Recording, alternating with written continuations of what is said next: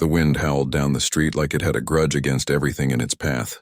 Snow didn't fall gently, it slapped sideways, stinging any patch of skin it could find. Streetlights glowed through the white haze, casting long, blurry shadows that flickered like ghosts. Cars crept by, tires crunching on salted pavement, windshield wipers fighting a losing battle. People hurried along the sidewalks, collars turned up, scarves wrapped tight, eyes locked straight ahead. No one looked around. No one slowed down. Everyone had somewhere to be, somewhere warm, and no time for anything or anyone that might delay them. Tucked beneath the narrow awning of a bus stop on the corner of 47th and Ashland, a small figure sat curled into herself, knees pulled to her chest, arms wrapped around her legs like she was trying to hold her own body together. Her coat was thin, more like a jacket really, and far too light for a Chicago winter. It had probably been bright red once, but now it was faded, patched at the elbows and damp all the way through. Her boots were cracked at the seams, letting in snow that melted against her socks, then froze again. She hadn't moved in nearly 20 minutes. Not because she didn't want to, but because moving made her colder. Every time she shifted, a fresh wave of icy air snuck in and her teeth would chatter so hard it made her head ache. She wasn't waiting for a bus. She knew the last one had come and gone an hour ago. She was waiting for her mom. Her mom had promised. "I'll be there right after my shift," she'd said that morning, voice tired but firm. "Don't go home alone. Wait for me at the bus stop near school. I'll pick you up." She'd even smiled, a real one, not the sad kind she'd been giving lately, and tucked a strand of hair behind the girl's ear before sending her off with a peanut butter sandwich wrapped in wax paper. But her mom never came. At first, the girl didn't worry. Maybe the diner was busy. Maybe the bus was late. She watched the clock on the school building across the street tick past 4:30, then 5 By 5:30, her fingers had gone numb. By 6:00, the streetlights flickered on, and the snow started falling heavier. That's when the fear crept in. Not loud or dramatic, but quiet and heavy like a stone settling in her stomach. She tried calling. The phone buzzed once, then died.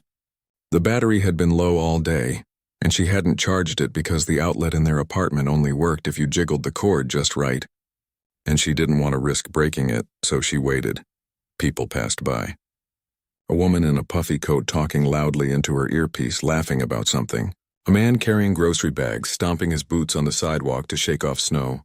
Two teenagers with hoods up, shoving each other playfully, breath puffing in the cold air. None of them looked at her. Not really.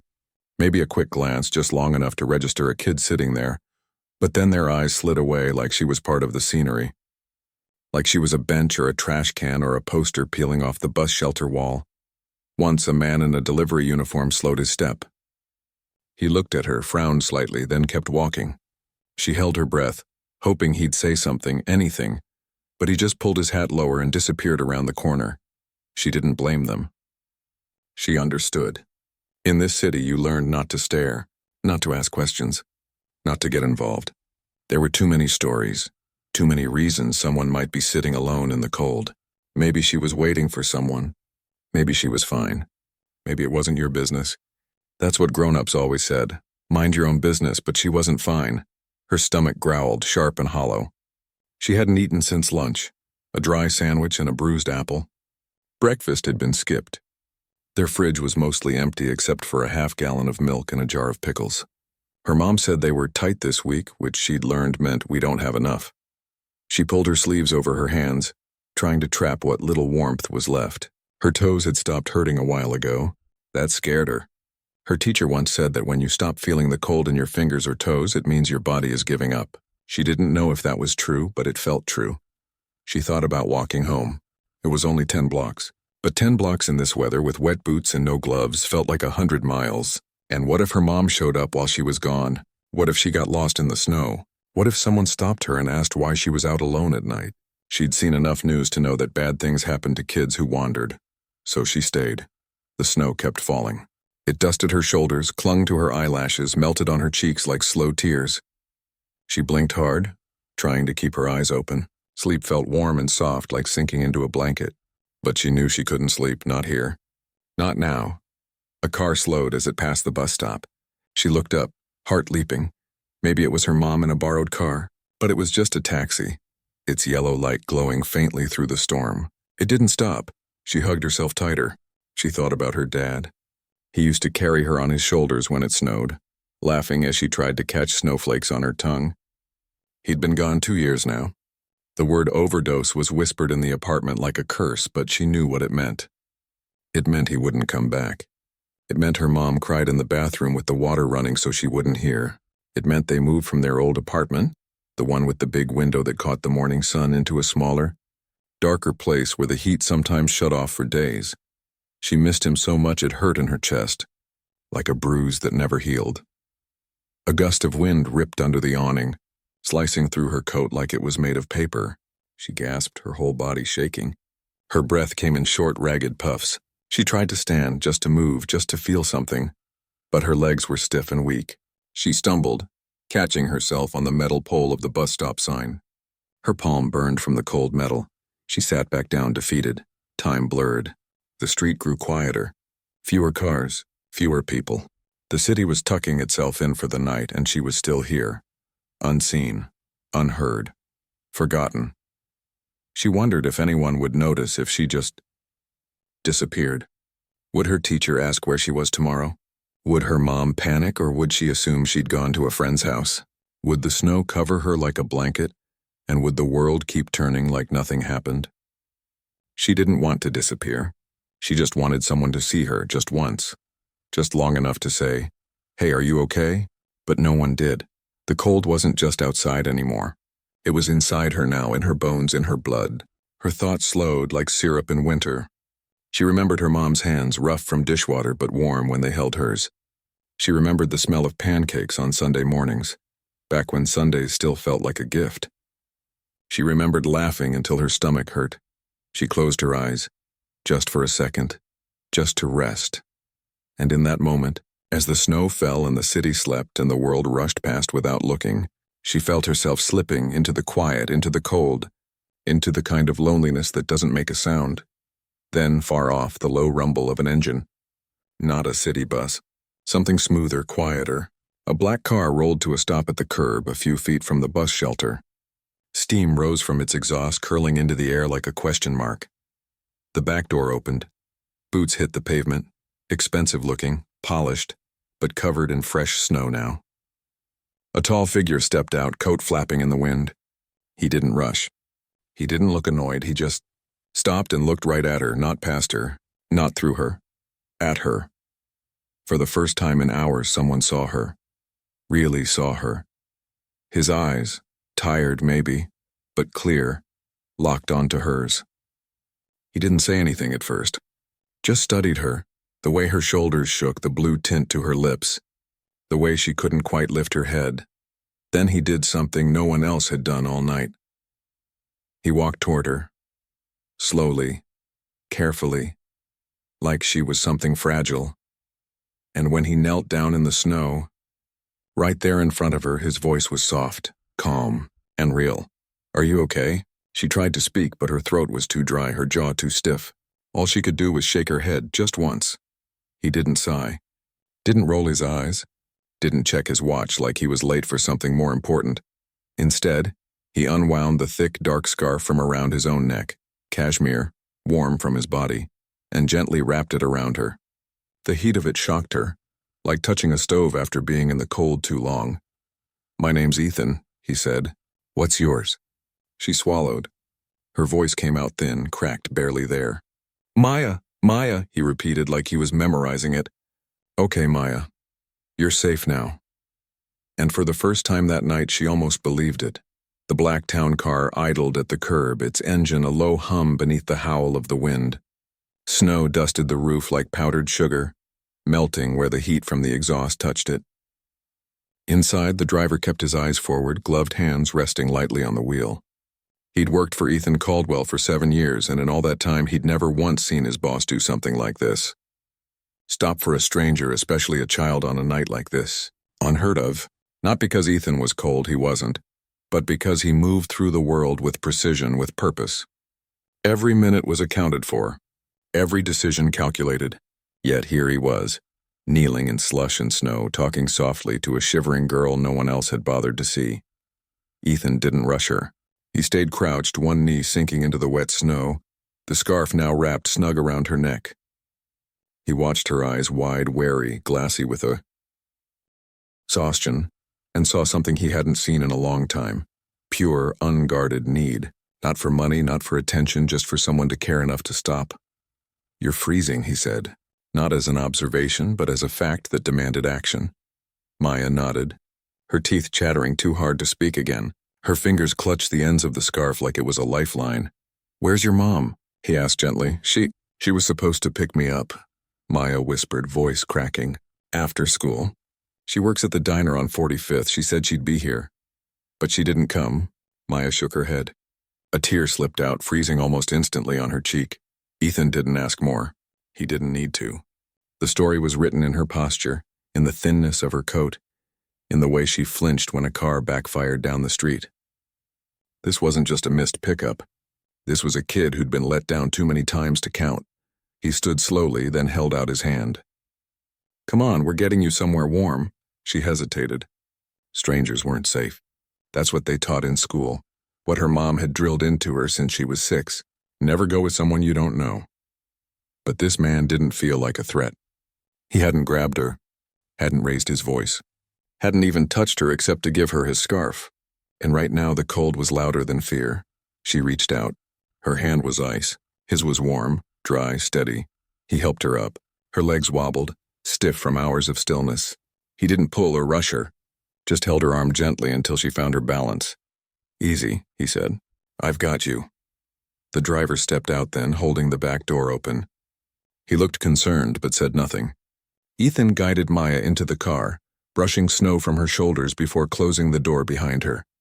Inside, the warmth hit like a wave. Leather seats, soft lighting, the quiet hum of climate control. It smelled faintly of cedar and coffee. Maya sat stiffly on the edge of the seat, eyes darting around like she was afraid she'd break something. "It's okay," Ethan said, sliding in beside her. "You can lean back." She didn't, not yet. He tapped the partition. "Hospital.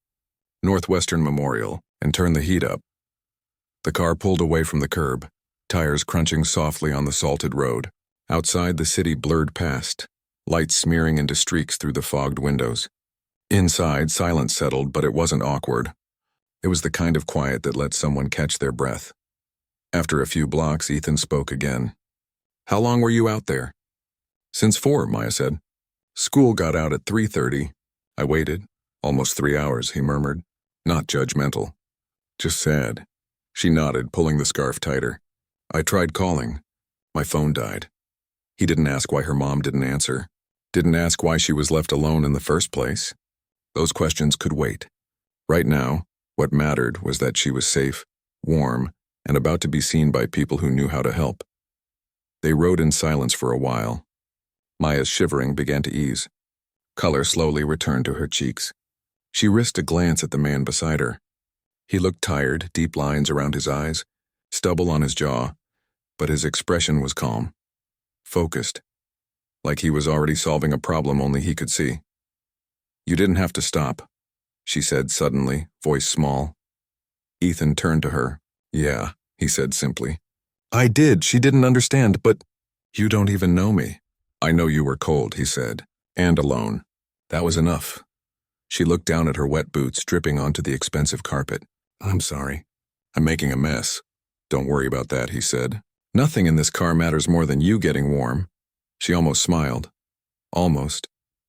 When they reached the hospital, Ethan didn't hand her off to a nurse and walk away. He stayed with her through triage, speaking quietly to the staff, making sure they understood she'd been exposed to extreme cold for hours. He filled out the paperwork when they asked for a guardian, listing himself as temporary, responsible adult, and waited in the exam room while a doctor checked her vitals. Her temperature was 94.2 low but not critical. Her fingers and toes showed early signs of frostnip. Not frostbite, thank goodness. She was dehydrated and underweight but otherwise stable. The real concern, the doctor said gently, was why a 12-year-old was left alone in a blizzard. Ethan listened, nodding. Her mother was supposed to pick her up. Something must have happened. The doctor didn't press, not yet. But social services would need to be notified. Protocol. While they waited for the social worker, Ethan sat in the plastic chair beside Maya's bed. A nurse had given her dry scrubs, too big but warm, and a blanket wrapped around her shoulders like a cocoon. She held a cup of warm apple juice with both hands, sipping slowly. "You hungry?" Ethan asked. She nodded. "A little." He stepped into the hall, came back 5 minutes later with a banana and a peanut butter sandwich from the cafeteria. "Not gourmet," he said, "but it's food." She ate like she hadn't in days, quietly, carefully, as if she wasn't sure it was really for her. Between bites, she asked, "Why did you stop?" He thought about it. Not the polished answer, the real one. "When I was about your age," he said, "my mom lost her job. We lived in our car for a few weeks. One night it snowed just like this. I remember sitting in the back seat, watching people walk by like they didn't even see us, like we were invisible. Then this woman, total stranger, brought us coffee and blankets. Didn't ask for anything, just saw us." He paused. "I never forgot that. And tonight, when I saw you, I couldn't not stop." Maya swallowed. "Did you ever thank her?" "I tried, but I never saw her again." He smiled faintly. "So I guess I've been trying to pay it forward ever since." She looked at him differently then, not just as a rich man in a nice coat, but as someone who remembered what it felt like to be small and scared and forgotten. The social worker arrived, a woman in her 50s with kind eyes and a calm voice. She introduced herself, asked Maya gentle questions, took notes without making her feel like a case file. Ethan stayed in the room, not speaking unless asked, but his presence seemed to steady Maya. She answered honestly. Her mom worked double shifts. They'd moved 3 times in the past year. The apartment they were in now had no heat some nights. Her dad was gone. The social worker nodded, her expression softening. "We're going to get you and your mom some help," she said. "You're not in trouble. You're safe now." Later, when Maya was resting, the social worker pulled Ethan aside in the hallway. "You did the right thing," she said. "But I have to ask, why get involved? You could have called 911 and driven off." Ethan leaned against the wall, running a hand over his face. "Because calling 911 means she sits in the cold longer. Because someone needed to be human first, protocol second." The woman studied him. "You know this could get complicated. Foster care might be necessary, at least temporarily. Her mom's clearly overwhelmed." "I know," he said. "But tearing her away from her mother tonight, after everything, might do more harm than good." "Is there another way?" The social worker hesitated. "Maybe, if there's stable housing, support services. But those take time to arrange." "I have resources," Ethan said simply, "not to take over. Just to bridge the gap." She raised an eyebrow. "You're offering to help?" "I'm offering to make sure this kid doesn't fall through the cracks because the system moves too slow."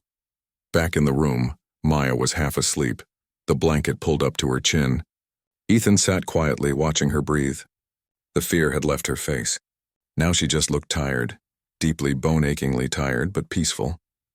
He thought about his board meeting that afternoon. The quarterly projections, the merger talks, the endless debates over market share, none of it mattered as much as this moment. None of it ever really had. When the social worker returned with discharge papers, she said they'd arranged for Maya to stay with a licensed emergency foster family overnight, and her mom would be contacted first thing in the morning. Maya's eyes flew open. "I don't want to go with strangers," she said, voice tight with panic. "It's just for tonight," the social worker assured her. "They're trained, kind people." But Maya shook her head, tears welling. "Please, I just want to go home or stay with him." She pointed at Ethan. Everyone looked at him. He didn't hesitate. "I can take her." The social worker frowned. "Mr. Caldwell, you're not a relative. You're not even vetted. I own a foundation that partners with your department," he said calmly. "You can run my background right now. And I have a fully staffed residence, housekeeper, security, live-in nurse if needed. She'll be safer there than in a temporary placement." The social worker checked her phone, made a quick call. After a few minutes, she sighed. "All right. Conditional approval. But I need your word you'll bring her to the Family Services office tomorrow at 9, and her mother must be present." "You have it," Ethan said. Maya let out a breath she didn't know she was holding. On the drive to his home, a quiet townhouse in Lincoln Park, not a mansion, just clean, warm, and orderly, Maya stayed quiet. She watched the city pass by, the snow still falling but softer now, like the storm was finally tiring. Inside, a housekeeper met them at the door, already briefed by Ethan's call. She took Maya's wet clothes, handed her fresh pajamas, and showed her to a guest room with thick blankets and a view of snow-dusted trees. "Bathroom's right there," the housekeeper said kindly. "Hot shower if you want. Soup's on the stove." Maya nodded, overwhelmed. Ethan waited in the hallway. "I'll be downstairs if you need anything." "Anything at all." She paused at the door. "Why are you doing this?" He met her eyes. "Because everyone deserves to be seen, Maya. Especially when they're cold." She went inside, closed the door softly. Downstairs, Ethan poured himself a glass of water and sat by the fireplace watching the flames. He didn't feel like a hero. He felt like a man who'd finally done something that mattered. And for the first time in years, the quiet didn't feel empty. It felt full of hope, of purpose, of the fragile, powerful weight of one life changed because someone chose to stop. Morning light filtered through the curtains, soft, gray, and quiet. Snow still covered the streets, but the wind had calmed, leaving the world hushed like it was holding its breath. Inside the townhouse, the air smelled faintly of toast and coffee. Downstairs, a kettle whistled. Upstairs, Maya woke slowly, blinking at the unfamiliar ceiling. For a second, she forgot where she was. Then it came back, the bus stop, the cold, the man who stopped. She sat up, heart thudding. Was it real? Had she dreamed it? She touched the blanket. Thick, warm, real. Her fingers weren't numb. Her toes didn't ache. She swung her legs over the edge of the bed and padded to the window. Outside, snow blanketed the yard, smooth and untouched. A bird hopped along a branch, shaking off powder. Everything felt still, safe. She hadn't slept like this in months. A soft knock came at the door. "Maya, you awake?" It was him, the man from last night. His voice was calm, not pushy. "Yeah," she called. "Breakfast is ready whenever you are. No rush." She dressed in the clean clothes left on the chair, soft sweatpants, a fleece pullover, socks so thick they made her feet feel like clouds. She ran her fingers over the fabric, amazed at how new it all felt. Not hand-me-downs, not stained or stretched out, just clean. When she came downstairs, he was at the kitchen table with a mug in his hands, reading something on a tablet. He looked less tired than last night. Still serious, but softer around the edges. "Morning," he said, setting the device down. "Sleep okay?" She nodded, hovering near the doorway. "Better than I have in a long time," he smiled, a small, real one. "Good. Sit, eat." The table held a plate of scrambled eggs, buttered toast, and a bowl of sliced fruit. Steam rose from a mug of hot chocolate. She sat slowly, like she was afraid the chair might vanish. "Go ahead," he said. "It's all for you." She picked up her fork. The eggs were fluffy, warm, perfect. She ate quietly, savoring each bite like it might be her last. He didn't talk much, just let her eat. Once, he refilled her hot chocolate without asking. After a while, he said, "We need to go to the family services office this morning." "Remember, 9 o'clock, she stiffened. "Is my mom in trouble?" "No," he said firmly. "But they need to talk to her, to understand what happened, and to figure out how to help." "Will they take me away?" Her voice was barely above a whisper. He looked at her steady. "Only if it's not safe for you to go home. But from what I've seen, your mom loves you. She's just drowning. And sometimes people need a life raft before they can swim again." Maya swallowed. "She's been sad since my dad died. Like really sad. She tries, but it's like she's not all there sometimes." "I know," he said gently. "Grief does that. It's heavy." "How do you know?" He paused. "I lost someone too. A long time ago. My brother. He was only 19. After that, my mom. She didn't leave her room for weeks. I had to learn to cook, to pay bills, to pretend everything was fine at school. But inside, I was just a kid who missed his brother and didn't know how to help his mom." Maya looked at him differently now, not just as a rich man, but as someone who'd carried weight too young. They left just before 9. The car ride was quiet but not tense. Snow crunched under the tires. Maya watched the city wake up.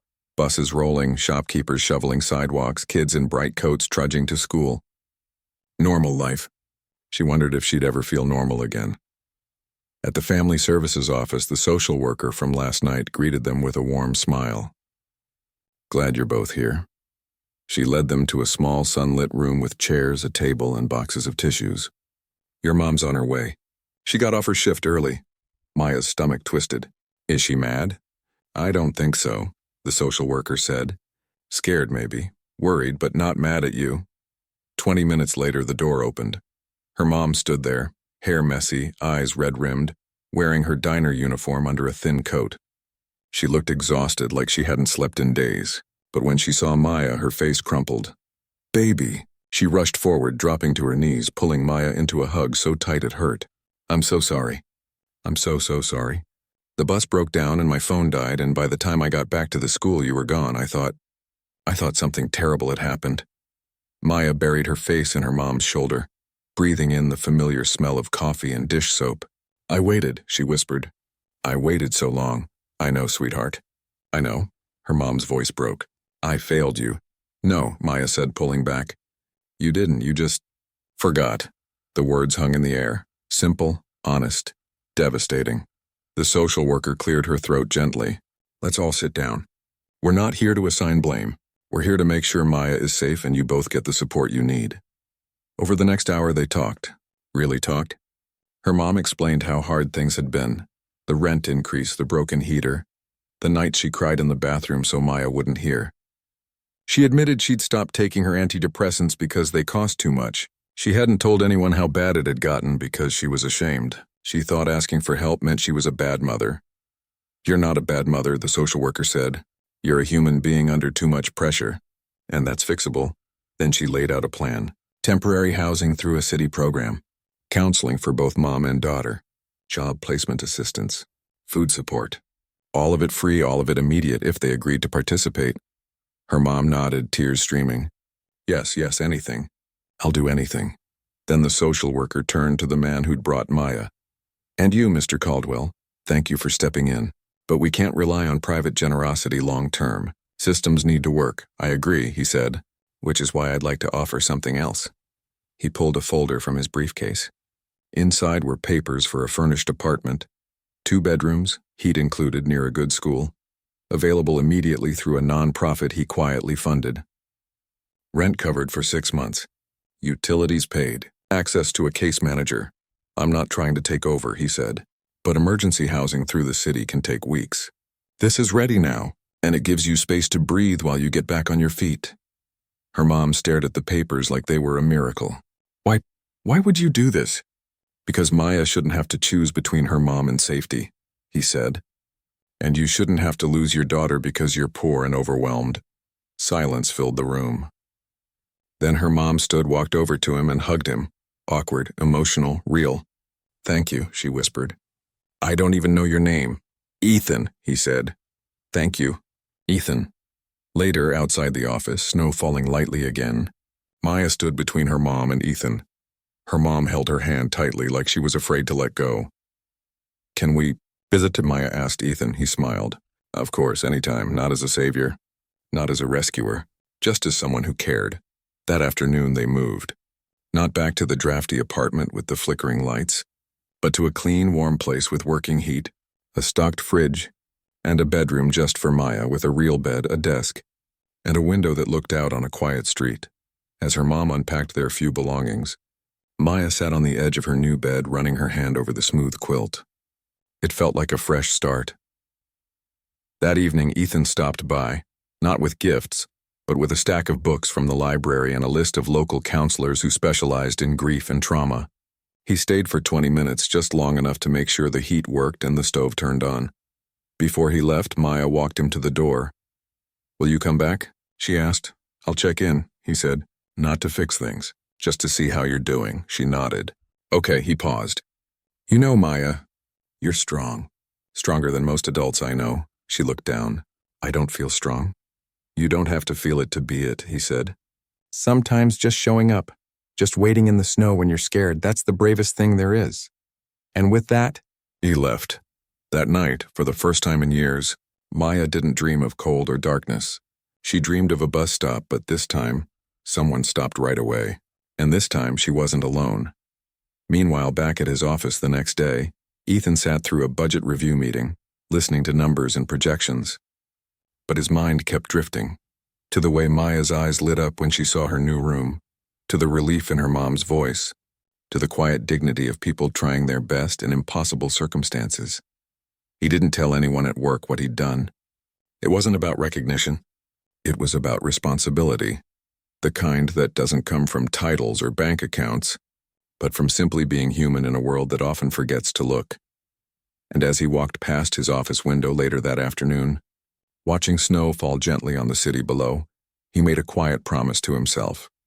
He'd never again drive past someone who needed to be seen, because sometimes all it takes is one person stopping, just one, and everything changes. Weeks passed. The snow didn't vanish overnight. It lingered in patches along sidewalks and in shaded corners of parks, but the air softened.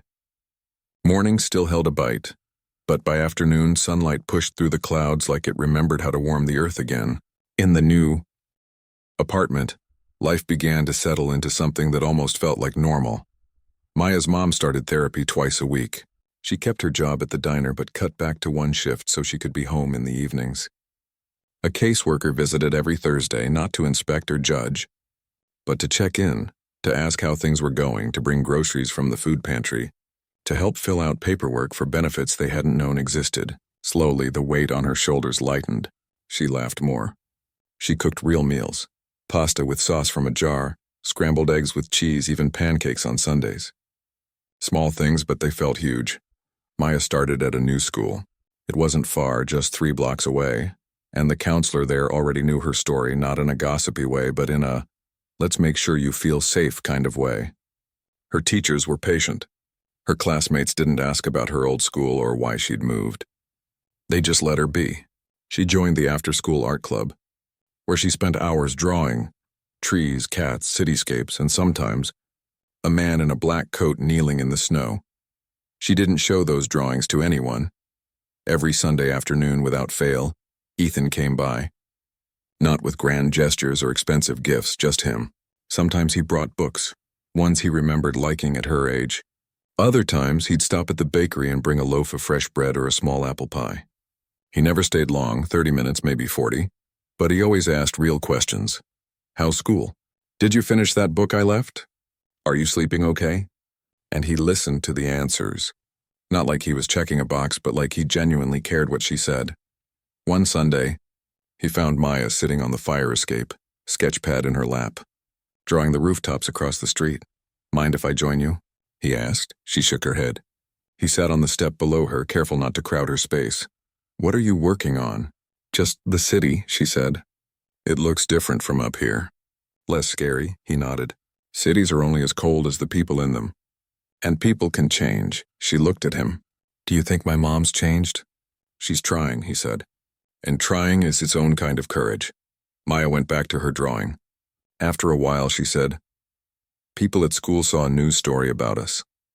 Ethan stiffened slightly. What news story? Some reporter wrote about a CEO who stopped for a kid in the snow. They didn't use our names, but someone recognized the bus stop. Now kids whisper when I walk by, like I'm famous or something. He sighed. I didn't want that. I know, she said.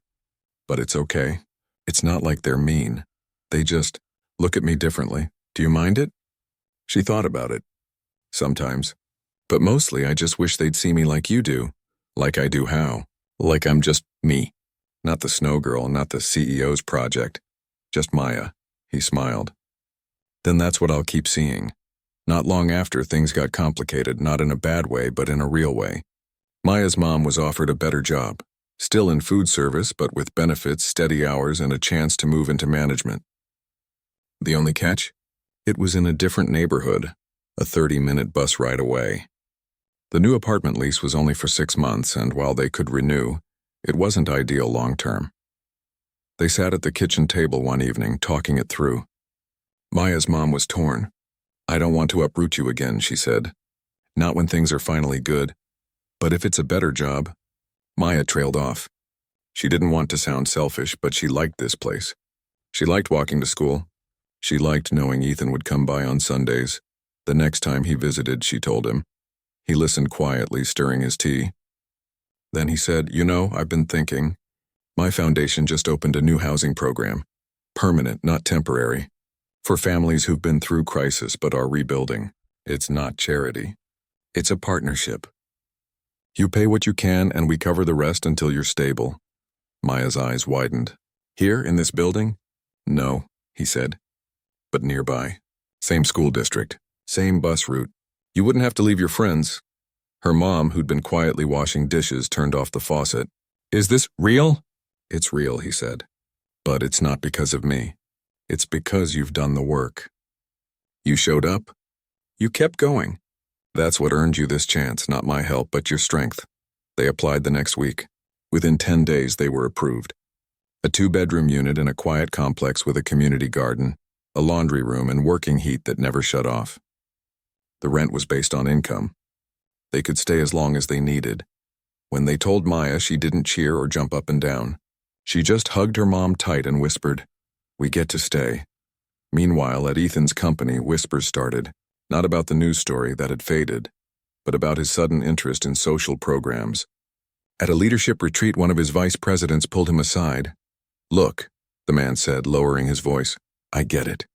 You did a good thing. But don't let it become a distraction. We've got investors watching margins, not miracles." Ethan didn't get angry. He just looked the man in the eye and said, "What if the two aren't separate? What if doing good is good business?" The man laughed nervously. "Come on. That's idealistic." "Maybe," Ethan said. "But idealism built this company, remember? We started because we believed tech could serve people, not just profits. Somewhere along the way, we forgot that." He walked away before the man could respond. Back in his office, he called a meeting, not with executives, but with HR and community outreach.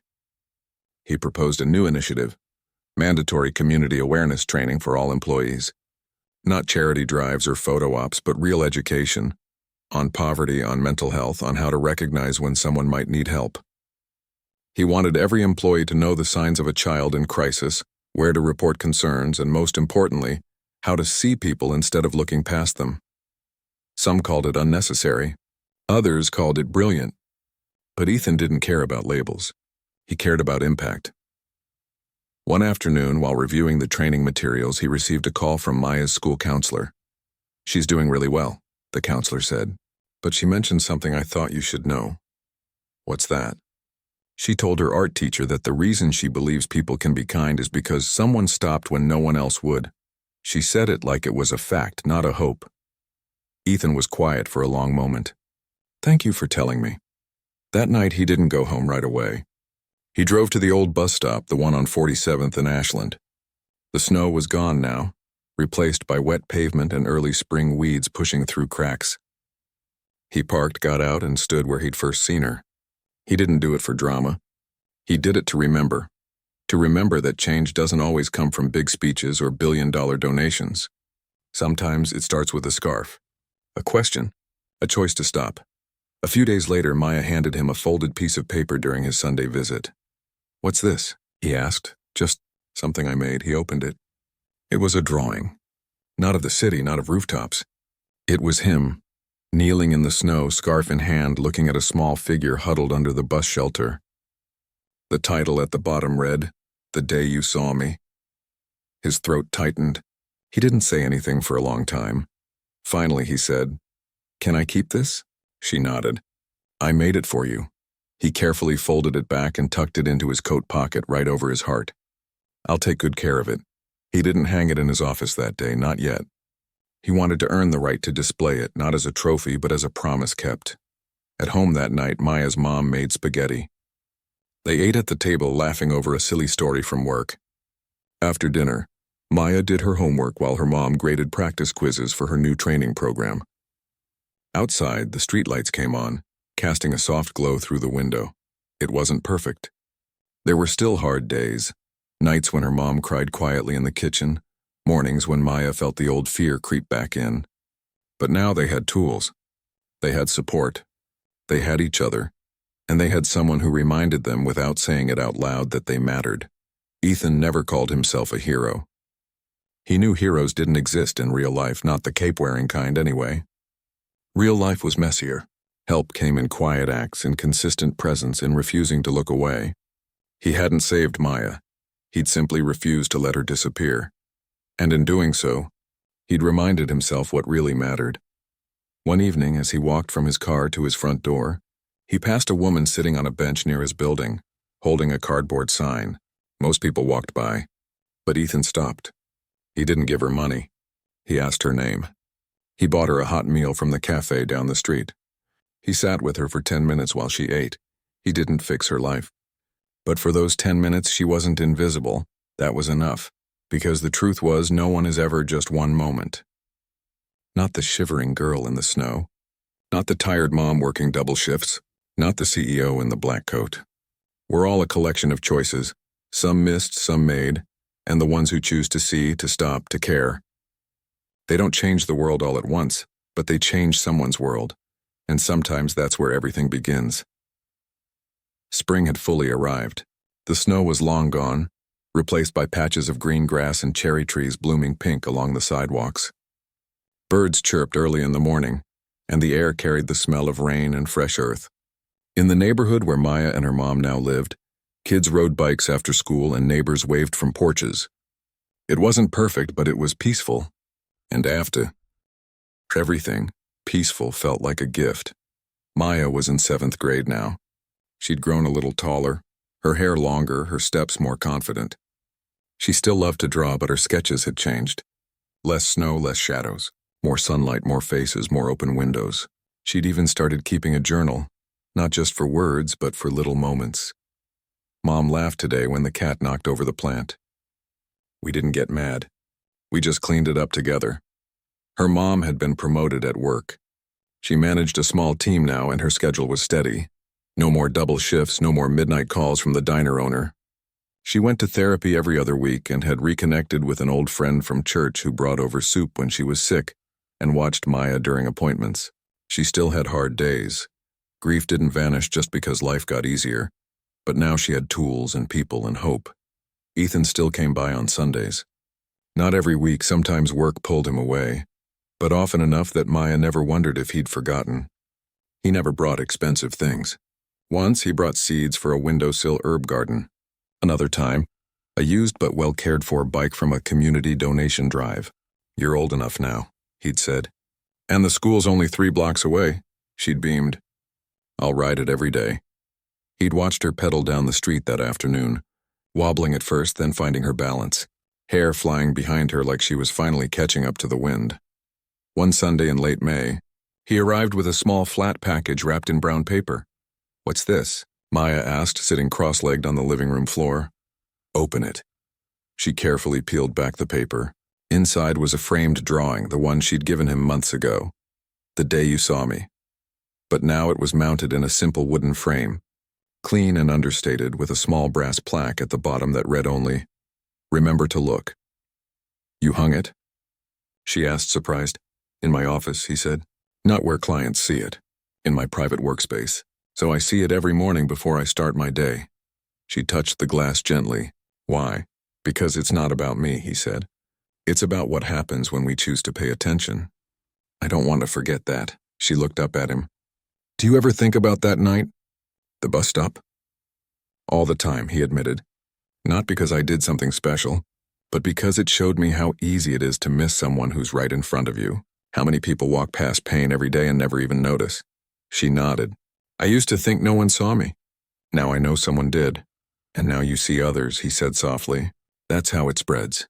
A few days later, Maya's school held a community art show.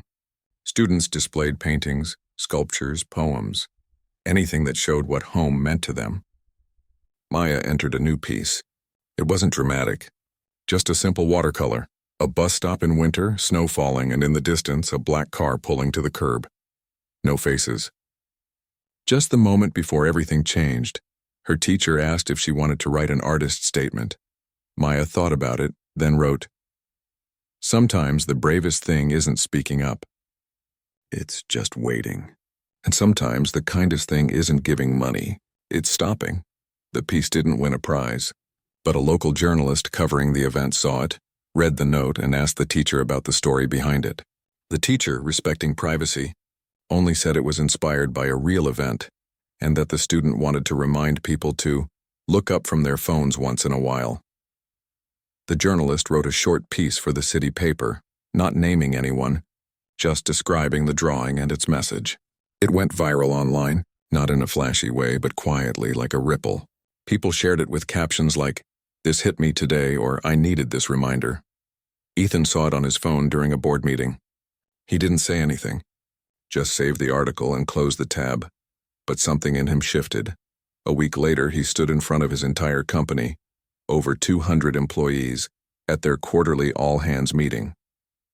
He didn't talk about profits or product launches. Instead, he told a story. "I want to tell you about a bus stop," he began. He didn't name names. He didn't make himself the hero. He spoke about a child, alone in the cold, passed by dozens of people who assumed someone else would help. He spoke about how easy it is to become numb to suffering when it's not your own. And then he said, "We've rolled out our See Someone training program. It's not optional. It's part of who we are now. Because if we build technology that connects people, we better understand what it means to truly see them." He paused. Compassion isn't weakness. It's clarity. And it starts with a single choice: to stop. After the meeting, 3 employees came forward to share their own stories of times they'd been overlooked, or times they'd walked past someone in need and regretted it. The HR team reported a 40% increase in staff volunteering for local outreach programs that month. Back in his office, Ethan looked at the framed drawing on his wall. He hadn't put it there for praise. He'd put it there as a compass. One evening, Maya's mom invited him over for dinner, just the 3 of them. She made lasagna from scratch, the kind with layers of cheese and sauce that bubbled at the edges.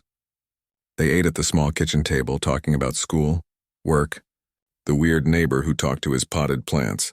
After dessert, store-bought cookies, but served on real plates, Maya handed Ethan a new drawing.